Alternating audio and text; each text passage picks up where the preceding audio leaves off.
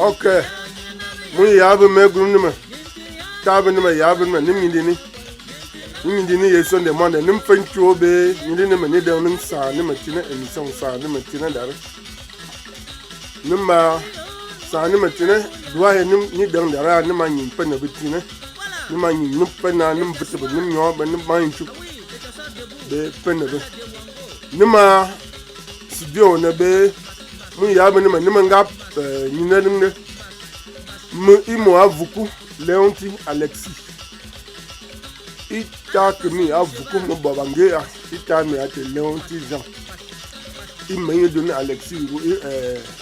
Nasara donné Alexis imo avuku Leonti ma studio on be Mbedi Tiga Jean be Chungi Tugeri Paul nim tar nim mani nyina no mon nim nyina nene Mbeditiga ujaba ajiba numiya numandang hana dede nume okay maya chelung paggen okay chungi tugere ujaba ujaba muya agina mingba okay owi miya maba mutu ba pe mutum kan benna na ya yonde on chimsere kichi ba mutum ba ban ma kongo kan ching ban chiting da be mutu ti num dong be me ya amin che ba amutu do onoru amin che ni ma yare ni ngindi sa ni ma tene ma be ni ma ni tunani fra be nim ka announce penalty ya nim tin dong ya nim ti gi peni membre d'honneur ni ma ba ni mi Mbeditiga be mu yabuku arati bu ngabi lemi ngap ba nimna iba kia aspagva association pour la sauvegarde du patrimoine culturel vite et assimilé bureau yi bitini mi voté bureau nima i président nima abovu Antoine ngati ge nim ya yi membre d'honneur nima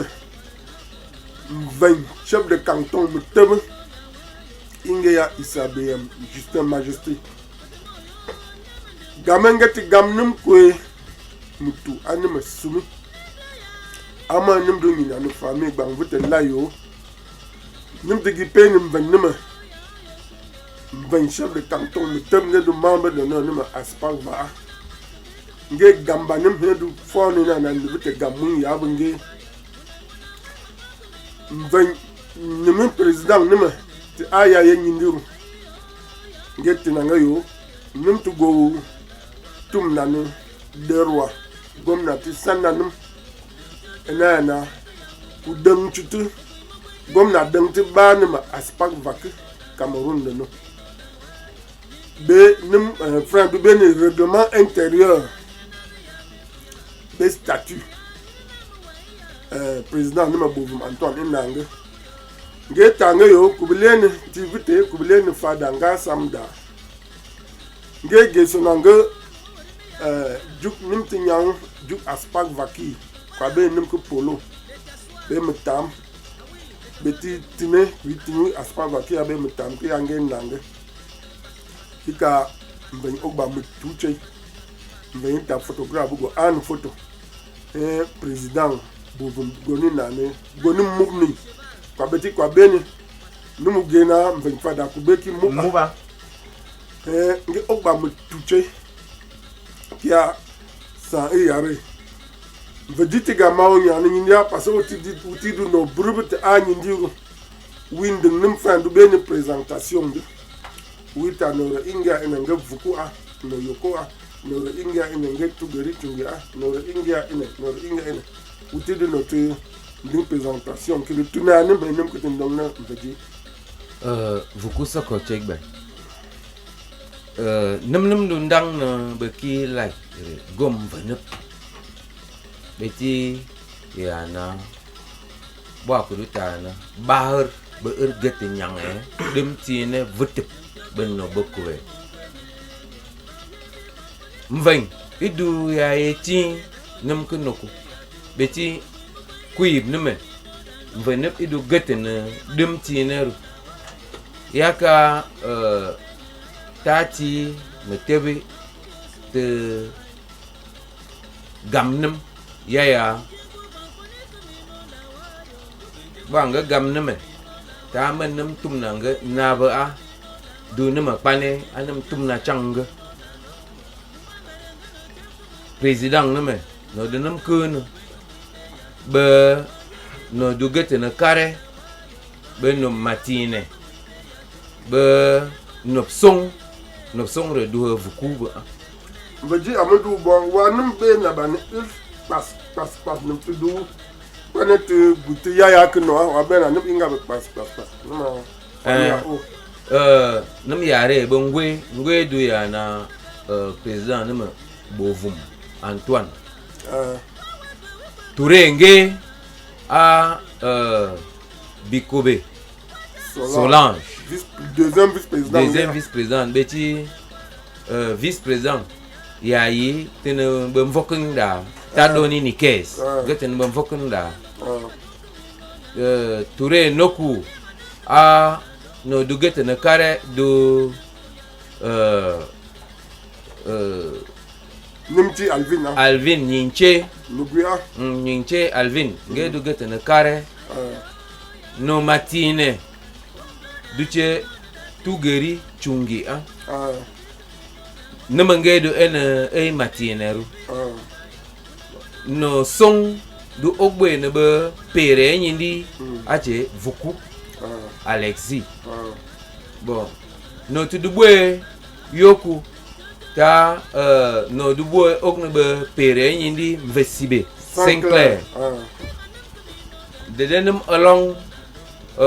Mbamado be gonum ha na da no tine a nyao ngomane Pierre urge kudu deng via bilingoman no turere ache kulanya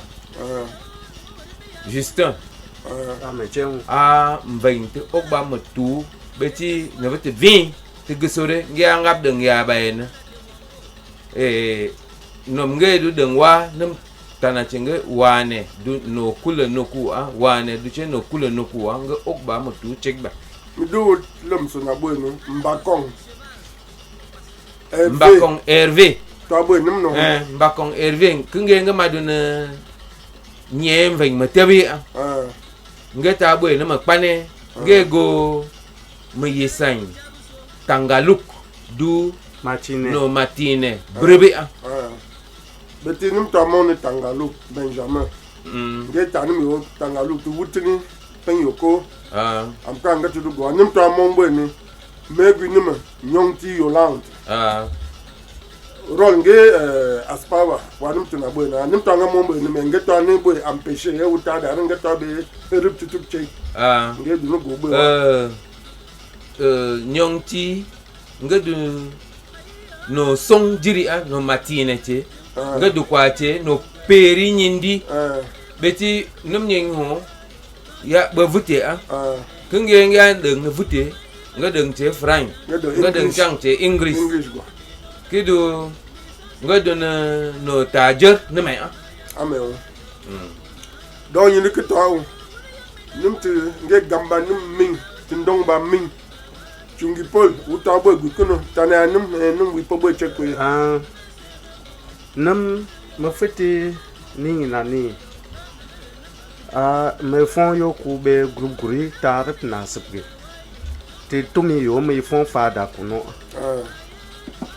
oui comme yin ke metene yi ne yin da ka chapta ba mo no nga du bo ta ki chungi anga yi tini yin dere me yire da fada ku nam te tu ben veng jiri veng groupement metep nam tu nge fada nu tu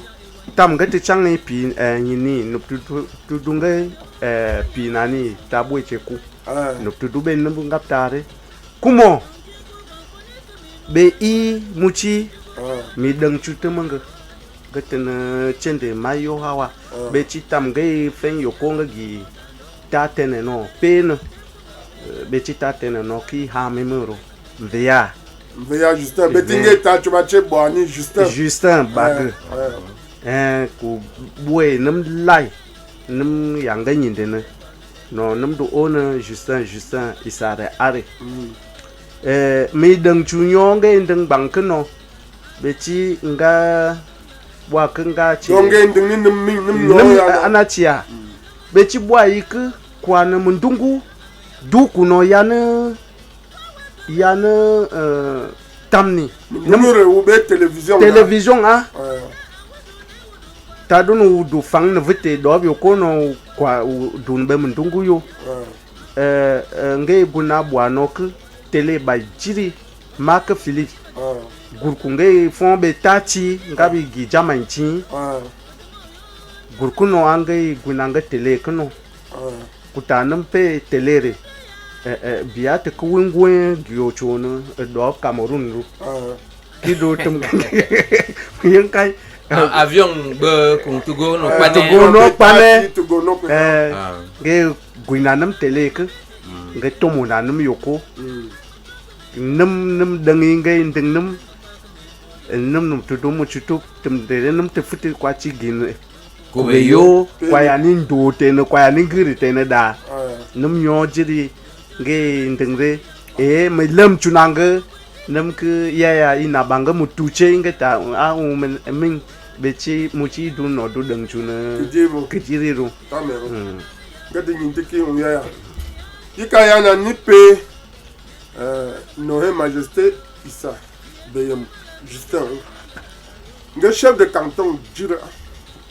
nge dugwa nim ku bebe franc officier supérieur soldier nim Cameroun no nge ewi chom nge na nim demu nge gamnum ya daru mutwa nim sumu man che beti nge na nim song che nge tanim yo ba nim ka na aspa va nim goni pe nim bu ni membre d'honneur ba ka gititi ni duwa ba ka ndomti he ba ba ku du yarati andom kirunge na nim songe na gwa nim frandu be ne benediction yika nim boche nim nange boche kusuko jiri be fam boche nim ta men getinge men kande na ga yonki enge gititi beti nim men ngen kina nim tebre nim champagne du sun jib du be meni a ngeta ku bi ona nim ruina nim whisky kati jib ngeta ku bi ona nim boa bia bu kanet bu bia bu le nge kiso ngetai nim echi ni pe gamin ku fu de gamin mu ya ndon kida mutu toa nim sumu ngeta nim yo ni toa du ni gini ku kana ni to o ni magomi angete mong nim gam nim tenin ga sam chwange natunum pi tu nim futi jab tu nujur no nima tu yobeti mutu to ani mesunu nim na tenge kusu isuko jir nim ta men getinge be ngapo ngabdunum nim sonde gi ngabya yika ba mi anyi ndi no vuko mi tange yo nim saktinge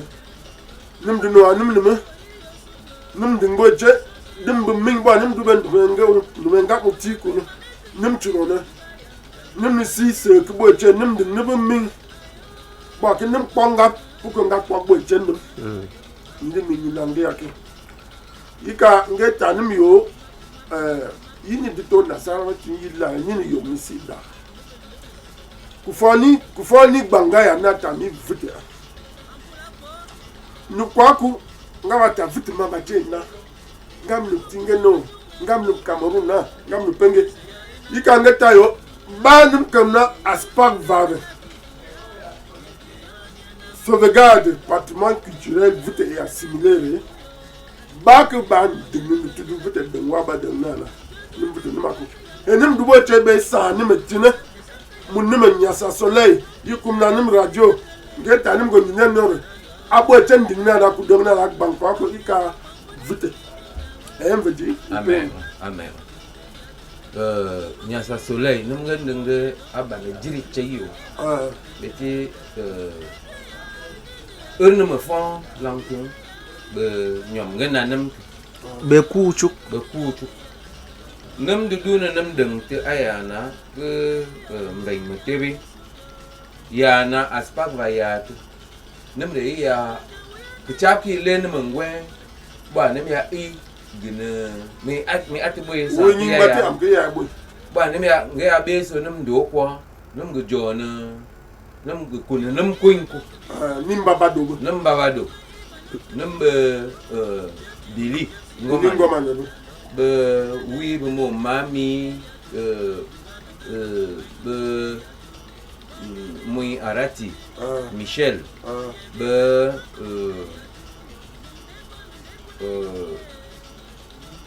kulanya vum nam ya ku la ba nam yi duku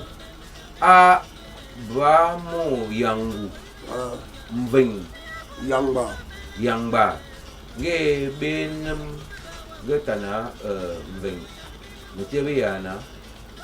jin ga kuite hore ani ton donge ni adu ni yana ga manyang kecap yana kubeni ni atona no vitu kurejine nga tona no vitu kurejine kwa nga tona no vitu njap num jin kudu nyin nga tona no vitu jikudu dane jink num kiya ndeng yana num ta ne dede num vung num kuku du dede ndeng yana ti giti bang vite num ya funi num ya getin num kiya num ya re chap na am ke bang du og na beget yang dum ti na vite num du bena aspava amen ya benge num on na e mako ngongo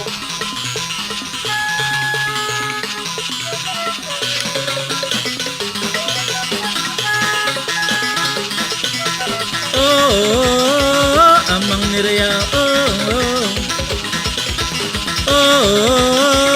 ambulreya kereya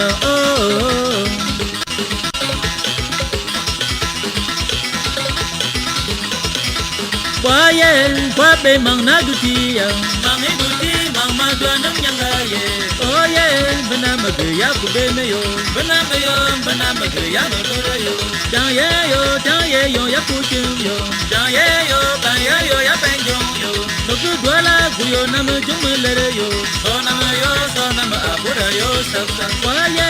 amang ni ndong ni guyo yo ne baya wete penkia nugu yako nyiti nam sema chini yo yo nyine nam moja buku yo daye yo nam mwayo I'm tearing to do that. No, yo. Let me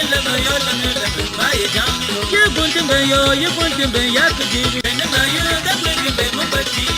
Whenever you come in my way. I'm there, I am the main in my way. Oh, yeah, Babe Manaduki. Why do that? Ohio. Banama, yeah, Banama, Banama, Banama, Bureyo.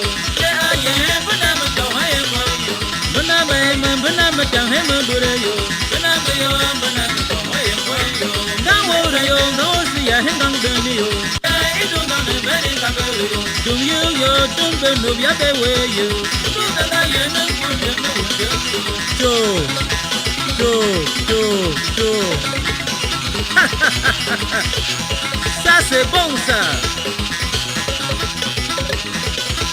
Nous sommes au boulevard des tranchées en Gambéticare, chez le Turbon Maria Pierre, monsieur le maire. La fosse est tranquille.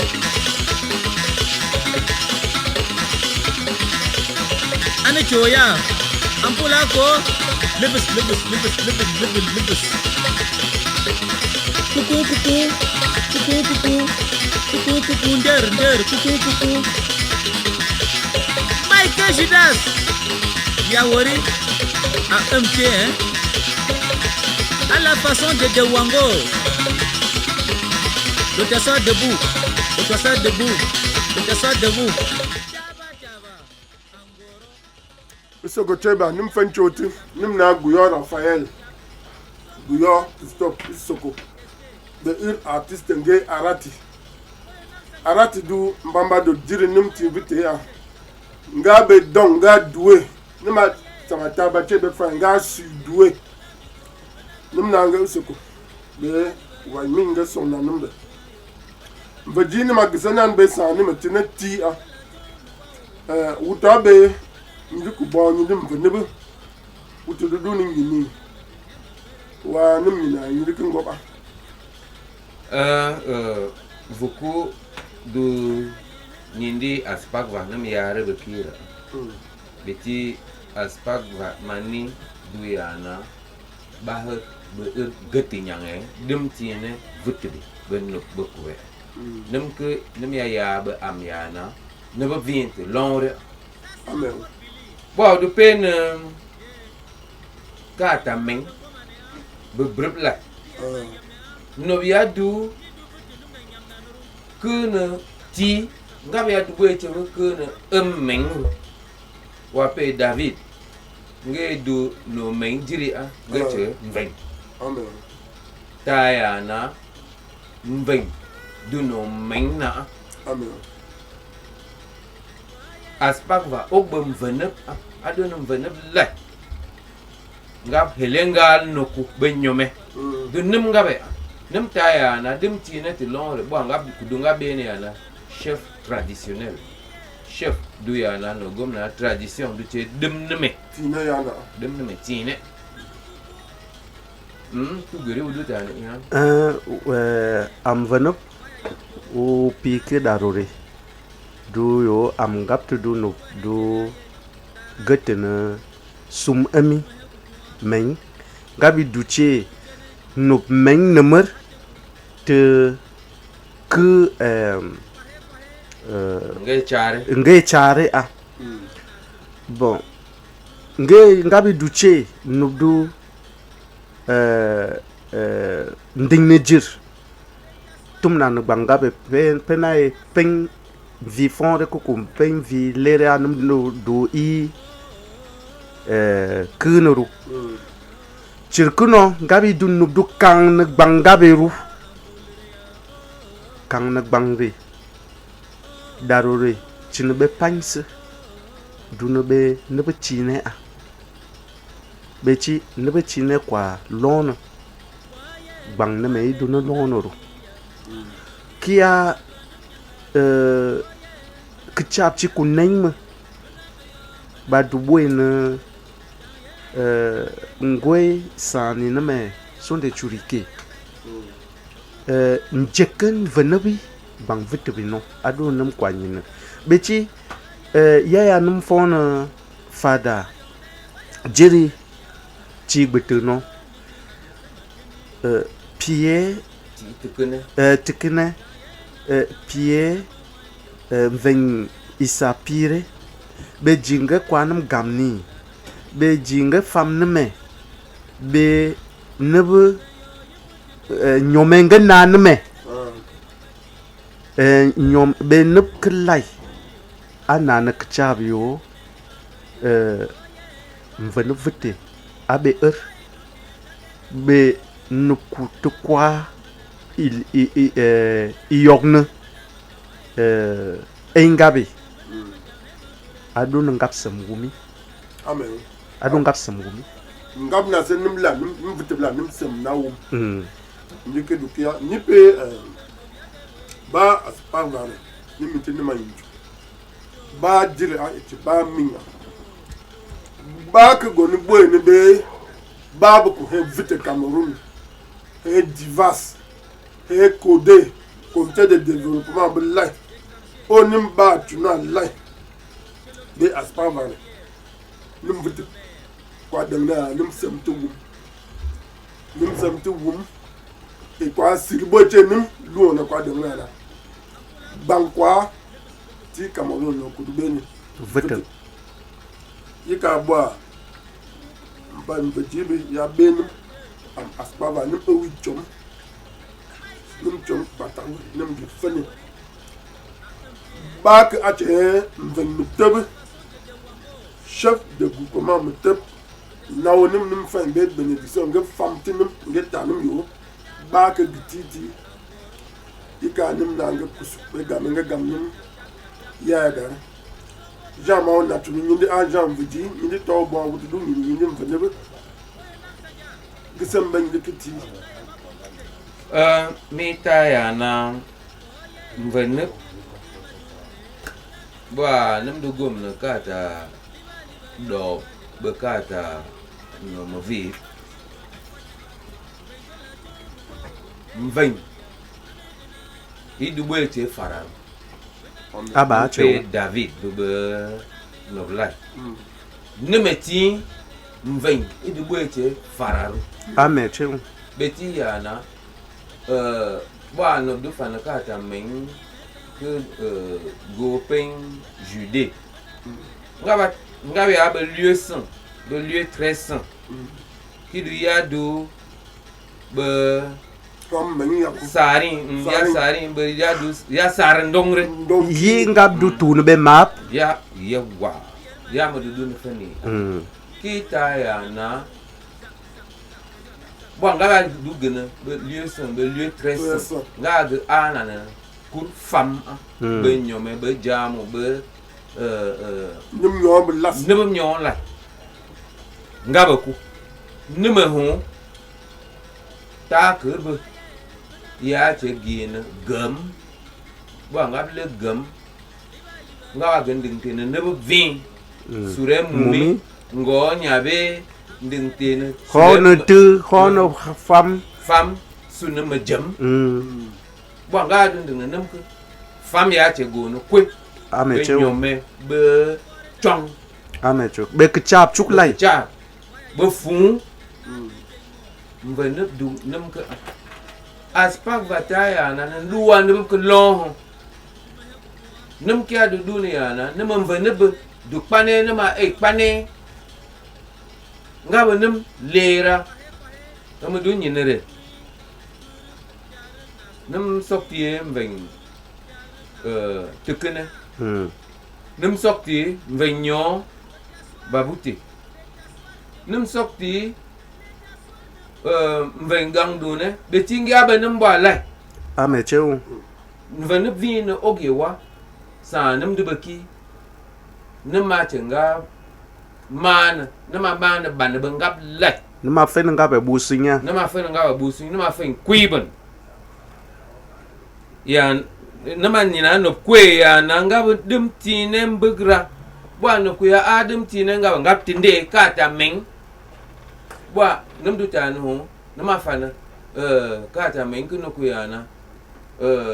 je te laverai avec de l'hysope, je te oindrai de myrrhe, je te ne que vin aka ta men bwa ne ku du ka ta men tan ri ta ya na dum ngab tine ku nam ya chen be huile d'olive be myrrhe be ne ko hone ne ma ti ho ana che ke ne ma hone a chen ku mo ambon tengwa aha kene ma hone tam undeng nam ku undeng na mu ko ya ku nam ku duba nam beliri nga ya lene yo nga a mum kuli nga go tingdena mangni nga ao nga bribre nga famde o chwan no nga hwamwu ne mo mi du peni a wa peni be num samba ya tam mi du gina wi mudu gichunu yoko am sukururi yakmo wuru ba mo yam haine ge beri nga ya mo nga ya katin nga hwamchem me seche dari magi an matua gichunu yoko ku nga no mu mbere nga no mbere ya ba giche dum ti ne vuti a dum ke ne duwa long ne duwa dum ke long dum ke sama long chireda ti dugu duni long sama long ti ji mande he aspava samtinere dum ke ba gini ti be émission ko he nimdu sa nimatina ro ni ma golo ni ma nyinde ngongong nyinde na sara be radio no mutu ba o sa ni metine ni émission te kite ne se du émission boye ni mutu ba boye ni mutu ba ni mutu ni ma na so mi na ma dokumu ke bang mutu agititi ya ni numbane nim ge chuli ne se ok teni be mutu la mutu ko dube nim bere ku nga beo nga dube nyini ku nga dudu ni nyini nga nyi du nyi min ni ma chen nyi aspava dim aspava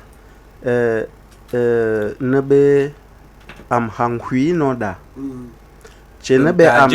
taje no da ta tuke kri nim ventita na ba chen me ya ni ndiki ya ngeta nim den kito be nyinde mutu ba nyini o kritin din ene krete ba ti sui kito nyi dik bukino nim gba enme ti ngani na nim nyi du du ni kidiri nyi na ne vetu nam akba yika nim akban ma nam akchi sing nyindi ko to forme nge bon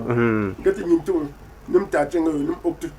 nim sakti chenga chebe nyi ngi songa na nim ko nim a chen gisen be enme ti a ope kba ma amenu ma Congo yo tan honre more vutu mo moyo tan honre du amutu me chua kui be mutu yi ma gchen mo ne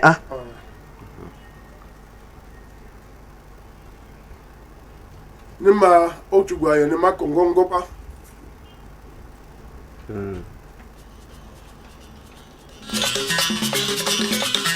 Ça c'est le timbre. Une danse vitale et joyeuse. Elle nous vient de Yoko. Jouée par monsieur Doussam Jean et Wani Michel. Ayo, ya yo suyo, ay. Il n'y a personne. Allô? Il n'y a personne au bout du fil. Allô? Nadu bene? Il n'y a personne.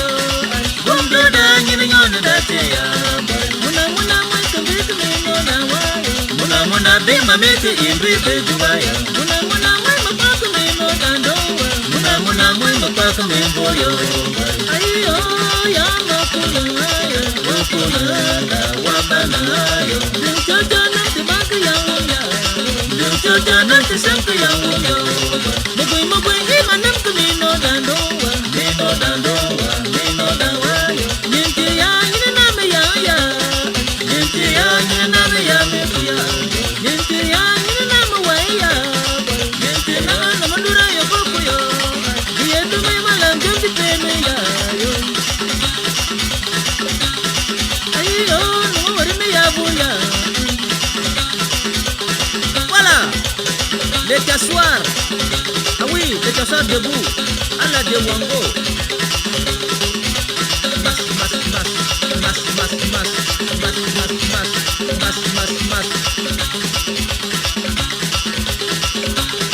À la façon du cheval.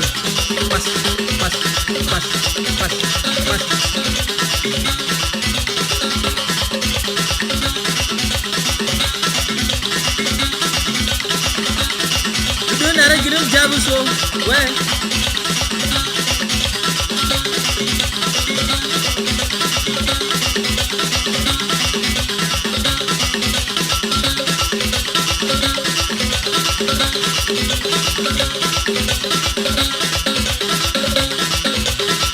Tudo samea.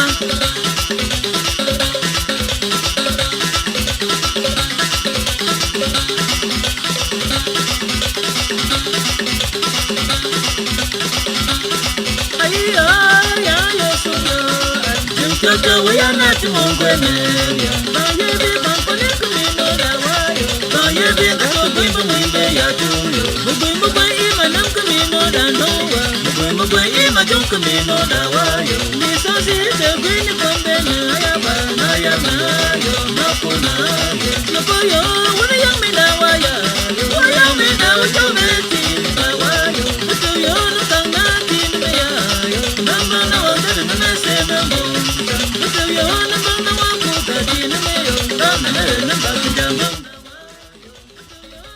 Ok. Nous faisons un petit ça, nous mettons, nous descendons en baissant, nous mettons tia.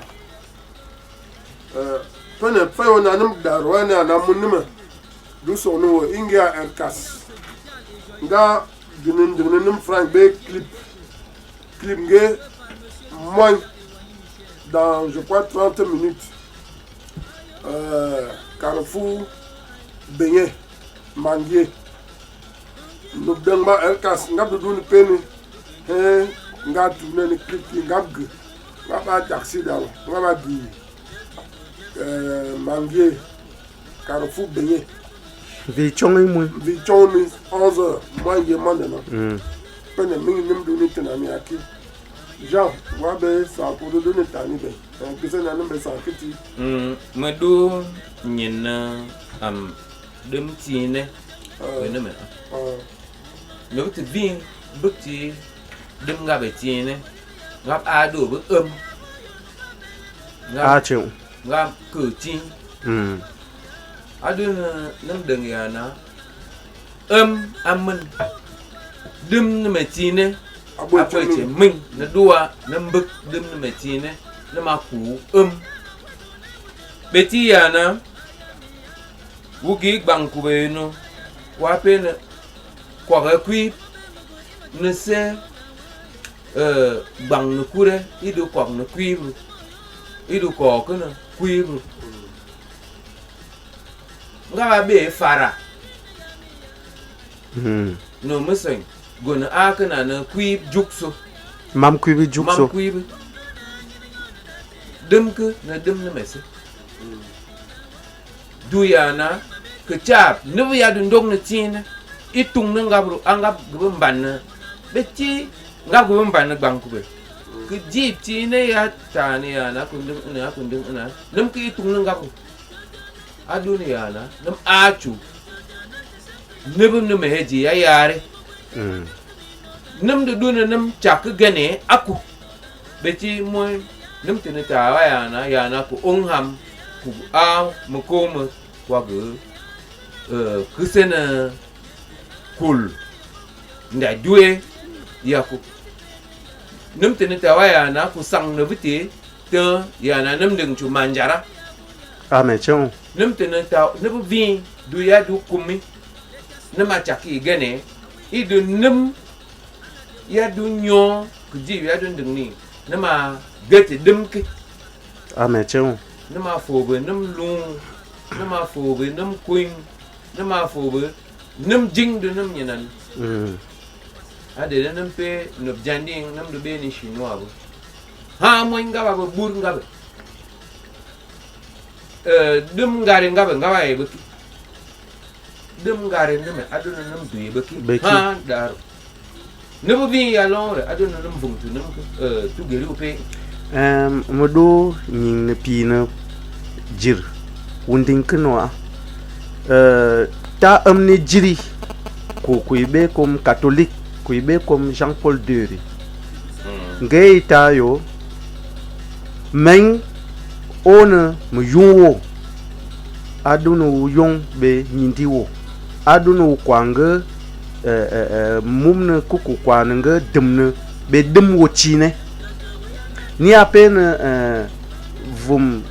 catholique non batibe mendekaibe dem gabe chine a chine a dumi sing no kita yo mengi yang bang belai bedem gabi medem gabi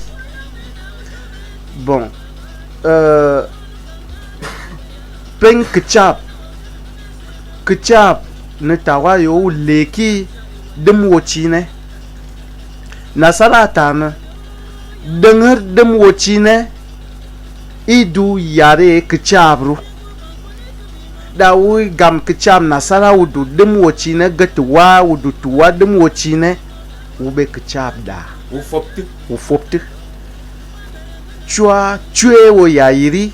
wudu kunia vu ne verb dem wochine kita yo aduna no lai kwa tuna dem gechine waleri si dem wochine bechi daroro mu ko me bin me ko chine mab kurnge no adunum be nak allo Ninjaria ubo le kricher ke jesuin be ba côté mo ouais ni mo on one direct antenne iwo ai mo jara Cyril okay peut nyangba so ko tek ma he dore mana olu me idu tema mwana nyangba temusuma so ko tek ba beti mo onu ta yo tema yo dudu no bere me mo irenda tumu butinga ame cheu okay Cyril so ko ya udube nim ko du indi so ngap en direct antenne okay madu amat ni après hay daro ba nyindi som en direct daro so ko na se ba madu ni de so ben mo nyangba ingi ay betu dan itani mak ba yanguwa ingi musa yango nga otu majesté Musa Yango Cyril nyindi so ngomay ye sondere madu boy ni de association agedia Yaoundé ho association muslim nyangba amani din wandi nyangba lat okay ngaba on en direct betinga on kuwo ngaba suivre l'émission ça ni metine donc nga opte aminje gbe nin no do kabin be istok na men na ne kitab ko ga bar na ne kitab kene gbe titi soko nim na boje soko nim ta che men na be o santé be nim dudu ni yo do ne like okay nim bantuna gutu bo la o be tan wa be o nim ya okay Cyril so ko check by okay Jean giso be santi mi to do be san bonru okay wanti nama be dem dungam ning ji moindre aduna vite las kwa kchab gchuna ndem ke duni kui bunme fo ne dem chine e nam che num nu aspava nam du ker nimi du gene dem chine yi bungru denga chine yi bung nama duni yo denga chine be dem chine kwa e ken dobre lai président jiri Markan Kuita ye États-Unis quoi chum chinois ba do bung ba bundana kuna ne vutu bankube chine du be dem chine pana jik chang bu du na gane chi be dem gabi da du na nam kwa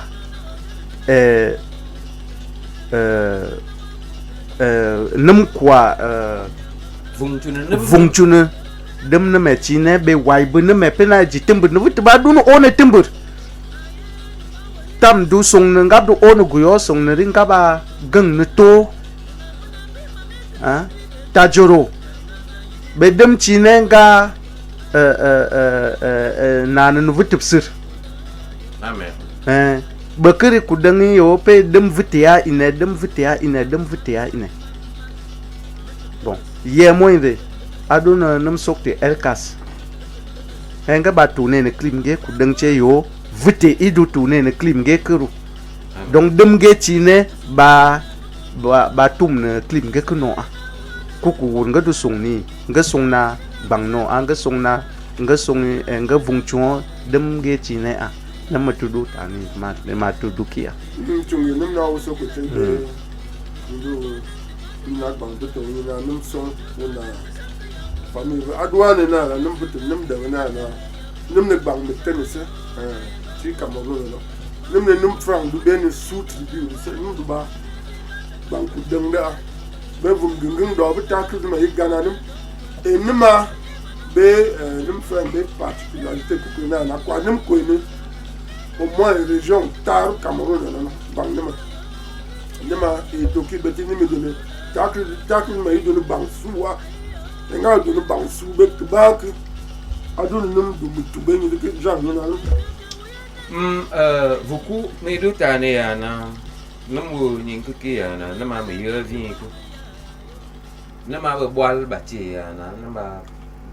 bwal lu na ban na be no na ma ngap du kung mu ngap du bo bandi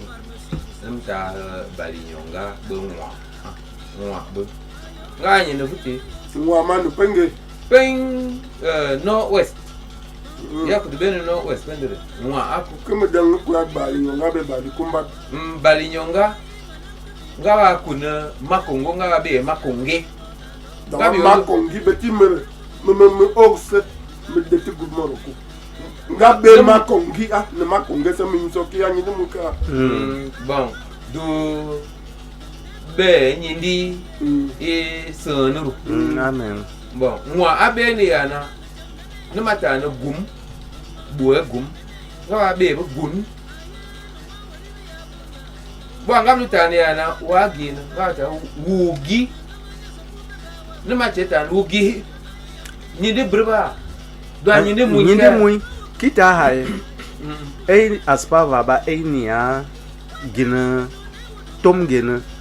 ne deng ngabe ku ginen deng étude sémiologique be similitude vite be nyinde ngabe nam sedas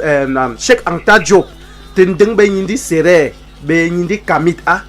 tum ne yo ngap fawo allô cérèbre allô vous m'appelez ya Allô? Oui, allô, nous on. Ma plateau. Wa en direct. Ok. Monsieur le président, à Tava. Iwa woni mu no dibe onare. C'est moi, Madame Félix, ben. Sabani. Majesté, Madame Félix. Ne m'a tout honoré que la majesté béoti nous moins. Non, on mini de ok, nous n'avons cousu, nous t'avons soko jay, ou de nous suivre ni. Benjamin Kangalou, mais nous sommes petit coucou. Ah, mais au Bengalo, Benjamin Kinga Ibani. Donc, monsieur président. Aspa de Timonga plateau de Ingia Bovum Antoine Gadou Kubacher. Bovum, président Bovum. Ma ilo urka. Ai, président Bengwa ilo. Dawai. Meta la majesté ta. On vient de boire tout guéri. Soko. So que vous Alexis, ma de one manga na ilu te kdirike. Beti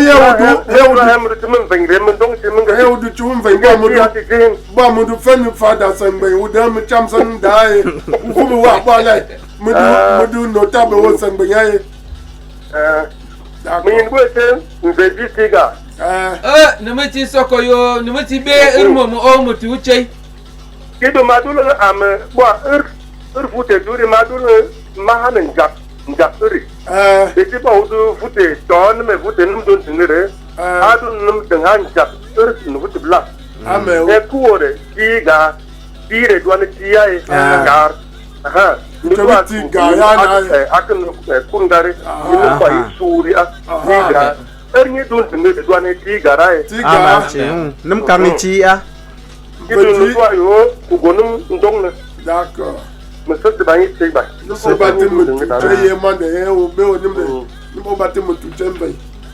nim ta wo ngi so nim ko dudu ni ngi so ni en direct antenne so que dia e que breve monsieur que a kribne ya kribne men duk di don num ya nga be ancêtre ba ameo be te num non dondre la da dun ti da num ko sun de wa num ko de wa ameo be ti bo num du gna nga bi yong na gamre num ma bu ta bo ni yo men ta krib men ya kribri ki du ta ni yo am men num da ku kuri ba okay c'est ça mais num na ba tu usoko ni ma cha on son woka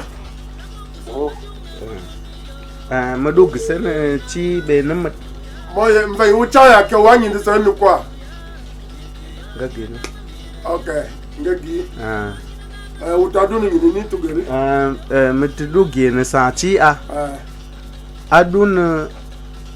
num kwanga buene busing nup fene me no oeske nama kwa bali nyonga be bali kuma nama kwa établir une similitude nyindinga be vuti e ameche tuming biki adu tumne yo ngabdu munum ne me a ameo okay ni bokti no ni tugere mbaji ni du som no ko du ni be me na chine me tam ni me ati chone mana mbain seng bain kusuk chei be nam ga nyinde ga tumna nam ya na ba ku dule na gam ku giyong na mình ta cứ bây giờ đừng là mình được cả puri năm nào ngơ của sụp bề để chạy ngân là năm mà nhìn đi family lại đừng nộp phong nộp nhỏ nộp ghé nộp chọ nộp tích cái này bài ghé nộp về âm chế yoko yang ba mình nhìn đi về yang ba nữa mất mình đu sớm chúng anh tất cả mọi về gì nắm quả băng muốn ya nó mình chọc kia mà tôi đu officier de deuxième grade en chọc gëm bëgg nam nga ta ere penge nga ta ere nga douala ni nga 6e étudiant anga ge douala ku jo chu nga yonde nga fu wa vote vundu bengoro donc ku be yang ba nga tamba che trésorier association développement pour Yangba. Nous tapons à son âme. Nous devons tunge. Comment il y a un autre me donne une année, ma Guinée, majesté, venant babouté. Ganum gam, le moins visible. Qui a mis d'où, tu n'as pas Guinée président, Antoine président Asparva. Et nous te guillons à moi ni ma kituboni venyo babuti a kita yo président anam ge no moy nganum ge tuboni moy yim venga ya nimba nim changte ma ni mindi famille nim ta tam ni mindi dot nim banchuna son de churi be men amre okay donc ni de num life Kumino la wayo, ubenjego imano kumino la wayo.